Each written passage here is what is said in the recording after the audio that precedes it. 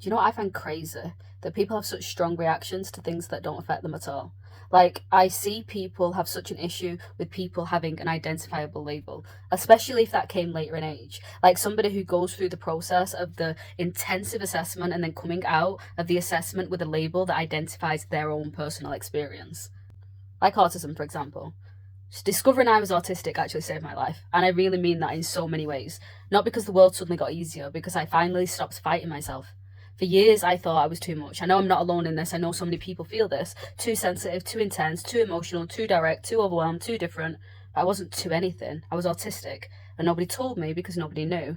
And that lack of not knowing nearly broke me. Because when you don't understand your wiring, you live your whole life blaming the symptoms that you're feeling. I didn't understand why I was so much more traumatized than everybody else. I was taught that I had to minimize my experiences and how I felt about them, and I was overreacting. At 23, I had a breakdown. It resulted in me being hospitalized with migraines, a loss of memory, and skill regression.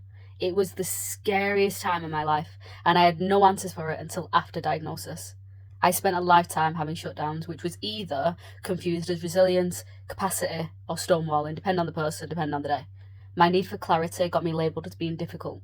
My justice sensitivity also got me labelled as difficult or argumentative. My sensory undersensitivity got me labelled as attention seeking, and my sensory sensitivities got me labelled as dramatic or sensitive. So when there's no way to exist without negative feedback, your entire nervous system is chronically under attack, and that destroys your health, and it also destroys your mental health.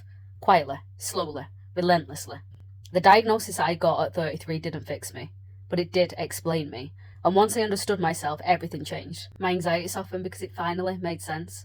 My depression lifted because I stopped gaslighting my own needs. My relationships improved because I knew myself well enough that I could now communicate from that place. My burnout healed because I stopped forcing a neurotypical life on my autistic brain. My self-worth rebuilt itself because the problem was never me, it was just misunderstanding. Autism didn't trap me, label me, or box me in. Not knowing I was autistic did. Understanding freed me. Understanding gave me a language. Understanding gave me boundaries. Understanding gave me compassion, both for other people and self-compassion. Understanding gave me a map for a world that always felt impossible to navigate. So yes, discovering I was autistic literally saved my mental health. And it also saved my life. So the next time you have a strong reaction to somebody getting a late diagnosis, ask yourself how it affects you. Because I tell you this much, it deeply affects them.